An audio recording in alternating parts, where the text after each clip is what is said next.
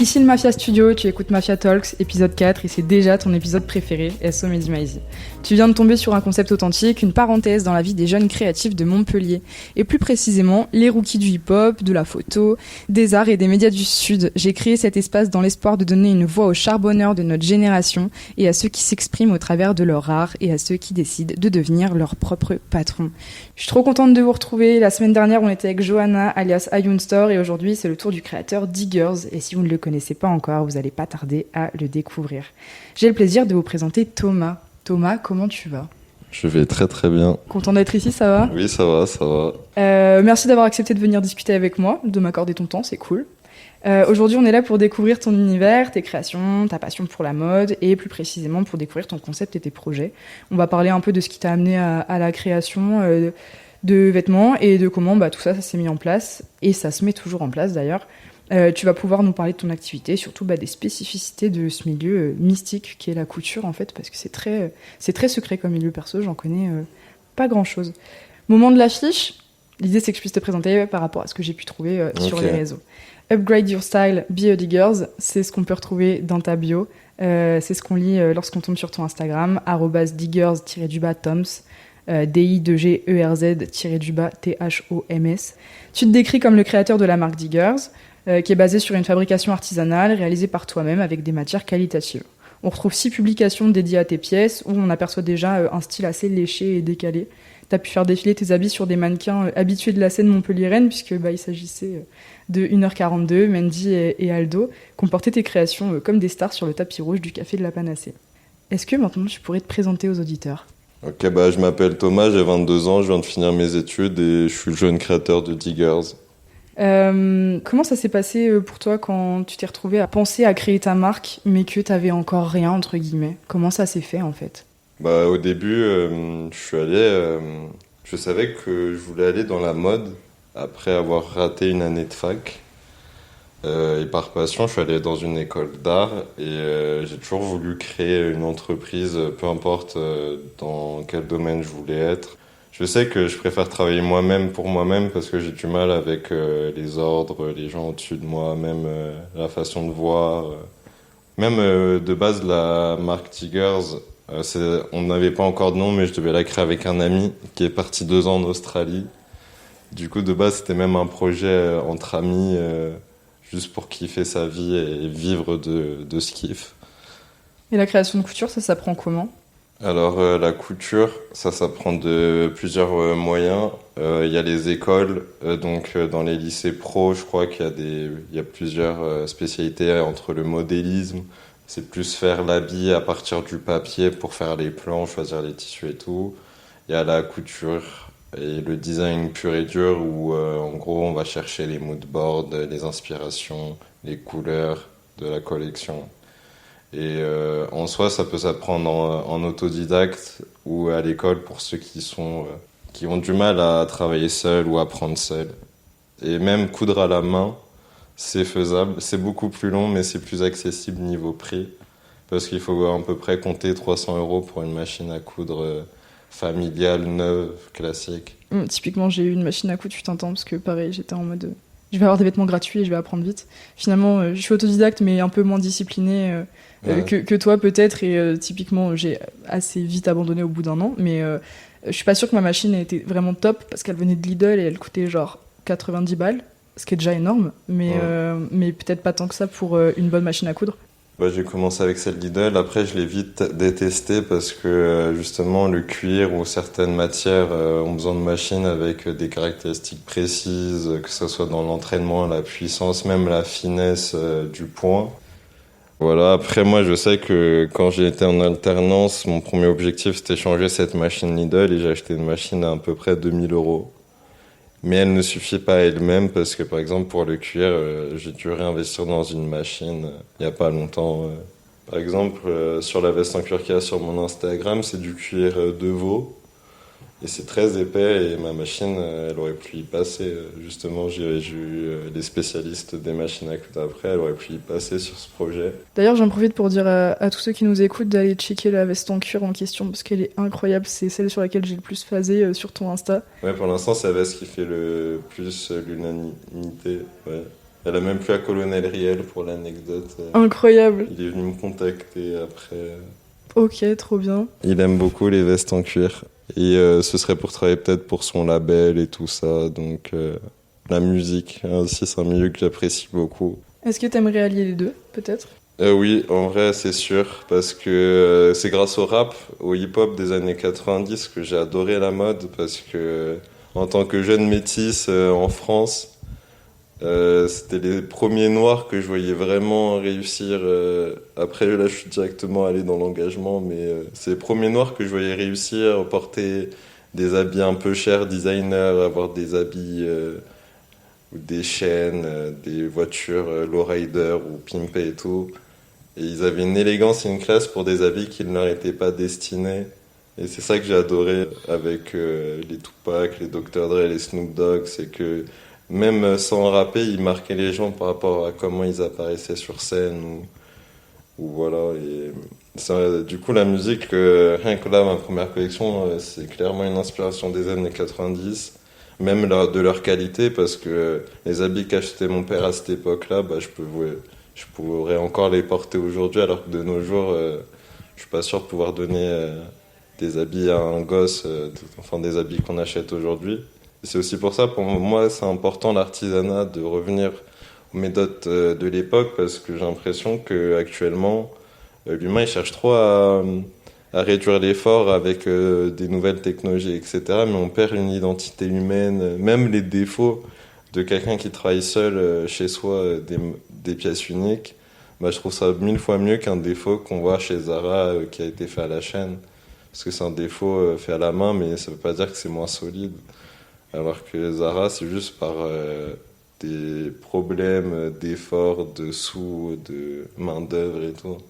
Même par exemple, je sais que le fait que j'utilise du cuir, ça plaît pas à certaines personnes. À côté, le cuir, ça peut tenir. Ma veste en cuir, elle peut tenir au moins une quarantaine d'années. Si la personne s'en occupe bien, elle peut se recycler et tout. Et en soi, le simili-cuir, c'est dérivé du pétrole. Du coup, il y a plein de trucs comme ça. Revenir à quelque chose de solide, fait par des gens, surtout des jeunes. Parce que si les adultes, ils ont pas assez confiance en notre génération, pour on est un peu la génération perdue, je veux leur montrer qu'on sait faire les choses. C'est juste que on est aussi une génération où on accepte moins de faire ce qui nous plaît pas. Et c'est ça qui gêne les adultes, parce que nous, on va pas se forcer à travailler dans un truc qu'on n'aime pas, on va toujours essayer de trouver ce qui nous plaît. Alors qu'à l'époque, ils pouvaient se forcer à travailler 40 ans dans la même entreprise par sécurité. Nous, on est moins dans la sécurité, mais on est plus dans le bien-être.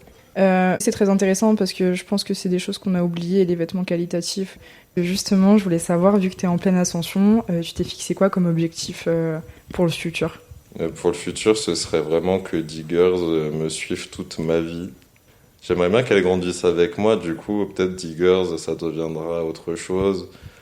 Pour l'instant, c'est avec ma vision de la mode actuelle, mais je sais qu'à 30 ans, j'aurai sûrement pas la même vision. Si un jour je suis père ou pas, j'aurai sûrement pas la même vision, mais je veux que Diggers évolue avec moi parce que je sais que je suis tellement curieux de plein de choses et je m'inspire tellement de choses qu'il y aura toujours des gens qui vont se retrouver dans ce que je fais. Et tant que la qualité, le confort mental et physique se passe bien, bah moi c'est le principal dans tous les cas. C'est ce que je veux vraiment retrouver chez ma clientèle, c'est qu'ils se disent wow, je suis bien dans ces habits, je me sens bien, mais je sens que l'habit peut durer. L'ambition, elle a l'air d'aller un peu plus loin que ça. Oui, t'as créé une marque et c'est génial, mais t'as l'air d'avoir, comme tu le dis, ce besoin de flex que je comprends entièrement, hein, et même ce besoin de se dire que tu peux faire... Enfin, t'as l'air de penser que tu peux faire des grandes choses. Ouais, en vrai, je sais pas, depuis tout petit, déjà je pense que c'est peut-être parce que je suis le dernier de famille, mais je me sens un peu comme l'enfant miracle ou prodige.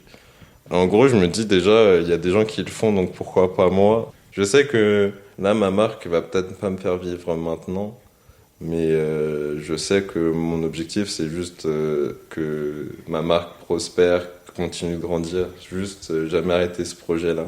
Moi, j'aimerais bien que tu nous racontes comment tu t'es retrouvé à faire un défilé pour la Panacée. On était en classe et on devait faire un défilé avec l'école parce que normalement ça se passe comme ça. Sauf que notre école nous avait dit qu'elle nous donnerait pas d'argent. Et du coup, on s'est dit, bon, on va le faire tout seul. Et on s'est dit, où sont les endroits cool où on aimerait défiler. On avait fait un groupe de classe avec certaines choses. Moi, j'avais appelé la Panacée à un moment donné pour leur proposer l'idée. Et j'ai un autre ami qui connaissait Delphina. C'était quelqu'un qui gérait l'événementiel pour la Panacée. On lui a proposé et de là, il fallait qu'on s'organise parce qu'on avait zéro budget du coup avec l'école, etc. On a fait une cagnotte litchi. Après, on a contacté l'école de photographie de Montpellier pour faire participer les étudiants parce qu'en gros, on s'est dit, là, on est des étudiants qui veulent faire leur défilé de fin d'année. Du coup, déjà mettre en avant des étudiants. Et la Panacée nous avait dit que ce serait bien qu'on arrive à avoir une certaine somme, sans en promettre non plus, mais avoir une certaine somme pour privatiser l'endroit, au moins pour le temps du défilé. Et au final, avec la cagnotte, on a fait passer à notre famille et tout, on a réussi à atteindre la somme qui pouvait suffire. Pour moi, c'était important j'avais envie de faire défiler des gens qui sont métis ou de la communauté noire et qui sont dans l'art à Montpellier. Pour moi, c'était important. C'était un peu mon parti pris par rapport à ça. Du coup, je me suis dit 1h42. Je l'avais déjà vu en soirée au Rockstore, etc. Mendy et Aldo. J'en avais parlé à 1h42 et la première date, ils ne pouvaient pas. Du coup, ils m'avaient ramené vers Mendy et Aldo. Et à la fin, j'ai pu faire défiler tout le monde. Du coup, c'était parfait pour moi, plus moi derrière. Complètement, pour moi, c'est un peu les rockstars de Montpellier, de ceux qui aiment le hip-hop, de ceux qui ont besoin d'aller dans des soirées où en plus la communauté noire est beaucoup plus représentée qu'ailleurs, Ouais. parce que ça a commencé à se connaître et tu sens que ça ramène du monde et c'est hyper cool, c'est trop bien. On va passer sur les conseils de rookie. Moi, Ok. j'aimerais bien que même si t'es jeune et que t'es qu'au début de tout ce qui t'attend, et je te souhaite que beaucoup de choses t'attendent, je pense que t'es bien placé pour donner des conseils à des gens qui peut-être ont envie de se lancer dans la mode, plus précisément dans la création, couture ou haute couture. C'est quoi la différence? Quand est-ce qu'on parle de haute couture ou de couture ou... Alors la création de haute couture, c'est très très précis. Il y a très peu de marques, même de luxe, qui sont vraiment considérées comme haute couture parce que en soi, c'est des règles où une bonne partie de la collection doit être faite uniquement à la main. L'atelier doit se trouver dans un certain quartier de Paris, plus une sorte de syndicat de la haute couture qui doit valider que ta marque en fasse partie. Je fais du haut de gamme sans faire de la haute couture. Après, vu que je fais tout à la main, enfin pas à la main, mais je veux dire, je fais pas ça à la chaîne, ça reste quand même. Déjà, pour lancer la couture, je pense que en fonction des budgets, soit il faut se prendre une petite machine à coudre. De là, vous essayez. Genre, payer 3 ans d'école, il y en a qui découvrent qu'ils aiment pas. Et c'est chiant parce qu'il y a des contrats et tout ça. Donc déjà, je pense qu'il faut voir si vous êtes patient. Mais une patience où vous pouvez vous recommencer, dépiquer, repiquer, ou en tout cas, si vous n'êtes pas autant sur ça, c'est jamais abandonner. Parce que, par exemple, ma veste en cuir, j'ai pris 2 jours à la faire. Et c'est 2 jours où il y a des galères, des aiguilles qui pètent, j'ai dû casser 10 aiguilles. Il y a des jours où ça marchera pas.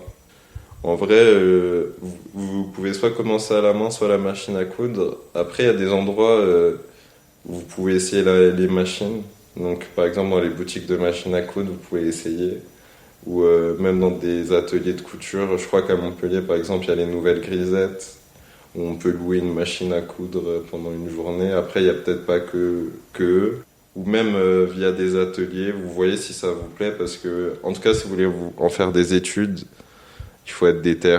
Moi, je fais des nuits blanches et tout. C'est pas le cas de beaucoup de gens dans ma classe, mais vu que je suis pas quelqu'un de très scolaire, les projets, on peut pas les inventer. Il faut bien travailler à un moment donné. Du coup, moi, j'arrivais surtout à travailler la nuit.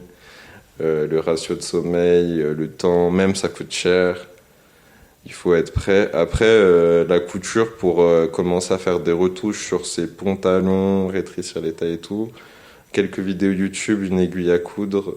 À la main, ça se fait. En vrai, donc il faut juste prendre un petit kit, que ça soit à Lidl ou dans les meilleurs trucs. Tricoter aussi, sinon, je sais qu'il y a la couture, il y a la broderie, il y a plein de techniques qui peuvent donner envie aux gens de faire de la couture sans en faire. Il y a plein de techniques. Et est-ce qu'il y a des gens qui t'ont donné envie de créer Diggers? Est-ce que tu as eu des inspirations? J'étais un grand fan d'une marque avant qui s'appelait Vlone, parce que je suis un grand fan de rap et tout ça, mais dans notre génération, c'est A$AP Rocky qui... c'est vraiment un modèle de réussite. Et aussi, même si ça peut paraître bateau un peu, mais Virgil Abloh, parce que c'est un créateur américain, mais il y a des photos de lui avec le 667. Il faisait des soirées où c'est lui qui faisait le DJ. Il était dans l'architecture d'intérieur. Après, lui, il avait des diplômes d'ingénieur. Du coup, il y a des visions que j'avais pas forcément. Mais juste, il m'a donné envie de kiffer ma vie parce que je sais que j'aime la mode, mais j'aime la musique. Donc, peut-être un jour apprendre un peu à mixer mes sons pour les défilés, même si je serai pas toujours celui qui sera derrière les platines ou quoi. Mais au moins avoir des notions pour juste parfois, j'ai envie de faire un kiff. Limite, je pose un 16. Enfin, après, je suis dans l'abus, mais. En vrai, je sais que là, je commence par la mode et la couture, mais j'aimerais bien même toucher l'événementiel parce que pour justement donner envie aux gens de moins être derrière les écrans et plus suivre un lifestyle. Et comme ça, je peux promouvoir les artistes et tout ça. Parce que j'aime beaucoup l'aspect travail en monter avec mes potes, ma bande d'amis. J'ai des amis qui rappent, j'en ai d'autres qui mixent. L'objectif, c'est un peu qu'on monte tous ensemble et qu'on réussisse en équipe pour qu'on puisse flexer en groupe. Parce que seul, c'est plus triste. Est-ce que tu as peur de la concurrence? Bon, en vrai, non, parce que justement, moi, je suis pas en mode il y a de la concurrence. Moi, il y a un seul truc que je trouve dommage, c'est les vols d'idées. Plutôt que voler l'idée, même proposer un travail en collaboration avec la personne, si on aime bien ce qu'elle fait, c'est peut-être mieux. Peut-être la personne va dire oui ou réutiliser quelques idées. Justement, je trouve ça dommage, la concurrence. À la fin, la concurrence, ça détruit, ça rend le truc malsain, ça donne une pression. Moi, je suis sans pression. Tant que je peux vivre de ma marque et que tout le monde peut vivre de sa marque, en vrai, c'est le principal. On va parler un peu d'argent. C'est ma partie préférée parce que je trouve que c'est la partie la plus concrète pour ceux qui peut-être nous écoutent en cherchant ce qu'ils veulent faire. Et c'est la partie concrète parce que ça permet de savoir ce que quelqu'un a traversé pour pouvoir monter quelque chose. Et donc j'aimerais savoir si tu as eu une éducation financière particulière. J'ai jamais manqué de choses, mais j'ai jamais été non plus dans la luxure. Donc en vrai, mes parents, c'était un peu tabou l'argent. Genre, je savais on roulait pas sur l'or, c'est tout ce que je savais. Mais en soi, c'était un peu tabou. Du coup, la première fois que j'ai eu ma première carte bleue, j'étais un peu un compulsif. J'achetais tout ce qui me plaisait. Peut-être il y a un petit manque, mais voilà, il n'y a pas eu trop d'éducation financière. C'est l'un de mes problèmes actuellement. Franchement, faire alternance, c'était aussi une manière d'être indépendant. C'est pour ça aussi que, sachant que j'aime pas trop l'école et que j'avais besoin de sous, j'ai fait direct alternance. Donc, même vous pouvez faire des paliers, parce que parfois dans les écoles de mode, c'est souvent à partir de la deuxième année où on peut faire alternance. Du coup, soit la première année, c'est plein pot. Du coup, limite, vous pouvez aller dans des formations gratuites à la fac, même si je sais que la fac, c'est beaucoup plus compliqué à suivre, parce que j'ai arrêté la fac en première année post-bac. Pour ma part, ce qui m'avait aidé, parce que j'ai pas pu me payer d'école, c'était même si j'étais pas fan de ce que je faisais à la fac, je profitais de ce temps-là pour travailler sur mes projets ou pour me former sur d'autres choses.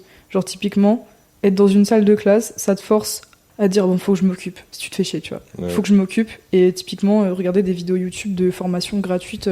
Et honnêtement, il y en a que j'ai testé et qui sont vraiment clean. Genre, c'est pas des mecs qui disent je vais t'apprendre à soulever des montagnes en 3 heures.